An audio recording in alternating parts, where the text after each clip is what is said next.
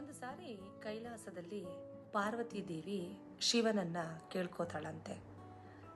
ಶಿವ, ನನಗೆ ವೇದಗಳ ಜ್ಞಾನವನ್ನು ಕೊಡು, ವೇದಗಳ ಬಗ್ಗೆ ತಿಳಿಸ್ಕೊಡು ಅಂತ. ಅದಕ್ಕೆ ಸಂತೋಷದಿಂದ ಒಪ್ಕೊಂಡಂತಹ ಶಿವ ಹೇಳ್ತಾರಂತೆ, ಪಾರ್ವತಿ ದೇವಿ, ವೇದಗಳ ಅಧ್ಯಯನ ಅಂದರೆ ಅಷ್ಟು ಸುಲಭದ ಮಾತಲ್ಲ. ಸುಮಾರು ವರ್ಷಗಳ ಕಾಲ ಟೈಮ್ ತಗೊಳ್ಳುತ್ತೆ. ತುಂಬ ಏಕಾಗ್ರತೆಯಿಂದ ನೀನು ಅದನ್ನು ಕಲಿಬೇಕಾಗುತ್ತೆ. ಇದು ನಿನ್ನ ಸಾಧ್ಯನಾ ಅಂತ ಕೇಳ್ತಾನಂತೆ. ಅದಕ್ಕೆ ಪಾರ್ವತಿ, ಖಂಡಿತವಾಗಿಯೂ ಸಾಧ್ಯ, ನಾನು ಏಕಾಗ್ರತೆಯನ್ನು ಕಳೆದುಕೊಳ್ಳೋದಿಲ್ಲ, ದಯವಿಟ್ಟು ನನಗೆ ತಿಳಿಸ್ಕೊಡಿ ಅಂತ ಹೇಳ್ತಾಳಂತೆ. ಸರಿ, ಪಾರ್ವತಿ ದೇವಿಯ ವೇದ ಗ್ರಹಿಕೆ ಪ್ರಾರಂಭ ಆಗುತ್ತೆ. ಸುಮಾರು ವರ್ಷಗಳು ಉರುಳುತ್ತವೆ.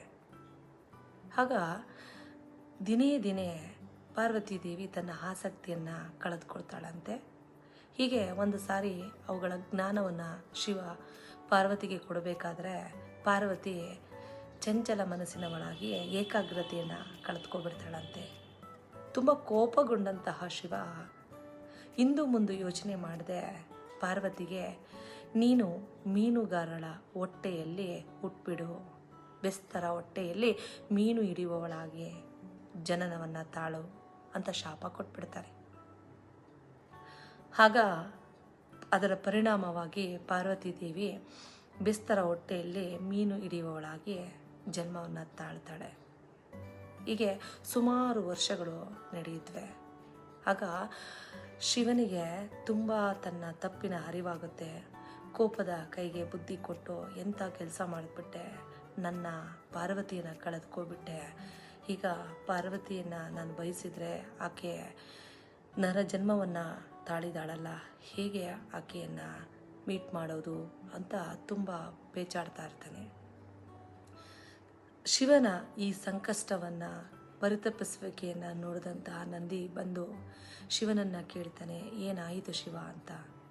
ಆಗ ಶಿವ ಪಾರ್ವತಿ ದೇವಿಯನ್ನು ಮರೆಯೋದಕ್ಕೆ ಆಗ್ತಾ ಇಲ್ಲ, ಪಾರ್ವತಿ ದೇವಿಯನ್ನು ನಾನು ಭೇಟಿ ಮಾಡಬೇಕು, ಮತ್ತೆ ಅನುರಾಗ ಹೊಂದಬೇಕು, ಮದುವೆ ಆಗಬೇಕು, ಏನು ಮಾಡೋದು ಅಂತ ನಂದಿಗೆ ಹೇಳ್ತಾನಂತೆ.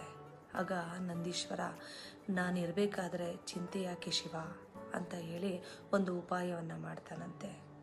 ಒಂದು ದೊಡ್ಡ ತಿಮಿಂಗಿಲ ಆಗಿ, ಶಾರ್ಕ್ ಆಗಿ ಪಾರ್ವತಿ ದೇವಿ ಆಕೆಯ ತಂದೆ ಮೀನು ಹಿಡಿಯುವ ಜಾಗದಲ್ಲಿ ಸಮುದ್ರಕ್ಕೆ ಬಂದು ಸೇರ್ಕೋತಾನಂತೆ. ಅಲ್ಲಿ ಪಾರ್ವತಿ ದೇವಿಯ ತಂದೆ ಮತ್ತು ತಾಯಿ ಯಾವ ಸಮುದ್ರದಲ್ಲಿ ಮೀನುಗಳನ್ನು ಹಿಡಿತಿದ್ರೋ ಆ ಸಮುದ್ರದಲ್ಲಿ ನಂದೀಶ್ವರ ದೊಡ್ಡ ತಿಮಿಂಗಿಲವಾಗಿ ಎಲ್ಲ ಮೀನುಗಳನ್ನು ತಿಂದು ಮುಗಿಸ್ತಾ ಇರ್ತಾರಂತೆ. ಇದರ ಆವಳಿ ದಿನೇ ದಿನೇ ಹೆಚ್ಚಾಗ್ತಾ ಹೋದಾಗ ಪಾರ್ವತಿಯ ತಂದೆ ಈ ತಿಮಿಂಗಿಲವನ್ನು ಯಾರನ್ನಾದರೂ ಕರೆಸಿ ಹಿಡಿಸ್ಬೇಕಲ್ಲ, ಏನು ಮಾಡೋದು ಅಂತ ಯೋಚನೆ ಮಾಡ್ತಾ ಇರಬೇಕಾದ್ರೆ ಒಬ್ಬರು ಒಂದು ಮಾರ್ಗವನ್ನು ಸೂಚಿಸ್ತಾರಂತೆ. ಪಕ್ಕದ ಊರಿನಲ್ಲಿ ಒಬ್ಬ ಯುವಕನಿದ್ದಾನೆ, ತುಂಬ ಶಕ್ತಿವಂತ, ಸಕಲ ವಿದ್ಯಾಪಾರಂಗತ. ಆತ ಈ ತಿಮಿಂಗಿಲವನ್ನು ಹಿಡಿಯಬಲ್ಲ. ಆತನನ್ನು ಕರೆಸಿದರೆ ನಮ್ಮ ಸಮಸ್ಯೆಯಿಂದ ನಾವು ಹೊರಗಡೆ ಬರ್ಬೋದು ಅಂತ ಹೇಳ್ತಾನಂತೆ. ಅದಕ್ಕೆ ಒಪ್ಕೊಂಡಂತಹ ಪಾರ್ವತಿಯ ತಂದೆ ಆ ಯುವಕನನ್ನು ಕರೆಸ್ತಾರಂತೆ. ಆ ಯುವಕ ಅಲ್ಲಿಗೆ ಬಂದು ತಿಮಿಂಗಿಲವನ್ನು ಕೊಂದು ಅವರೆಲ್ಲರ ವ್ಯಾಪಾರಕ್ಕೆ ಅಡ್ಡಿ ಆಗ್ತಿದ್ದಂತಹ ತಿಮಿಂಗಿಲವನ್ನು ಸೆರೆ ಹಿಡಿತಾನಂತೆ. ಅದಕ್ಕೆ ತುಂಬ ಸಂತೋಷಪಟ್ಟು ಪಾರ್ವತಿಯ ತಂದೆ ತನ್ನ ಮಗಳನ್ನು ನಿನಗೆ ಕೊಟ್ಟು ಮದುವೆ ಮಾಡ್ತೀನಿ ಅಂತ ಮಾತು ಕೊಡ್ತಾನಂತೆ. ಆ ಯುವಕ ಬೇರಾರೂ ಅಲ್ಲ, ಪರಶಿವನೇ ರೂಪವನ್ನು ತಾಳಿ ಭೂಮಿಗೆ ಬಂದಿರ್ತಾನೆ. ಆಗ ಅವರಿಬ್ಬರ ಮದುವೆ ಆಗುತ್ತೆ. ಇದನ್ನು ನೋಡಿ ನಂದೀಶ್ವರ ತುಂಬ ಸಂತೋಷ ಪಡ್ತಾನಂತೆ.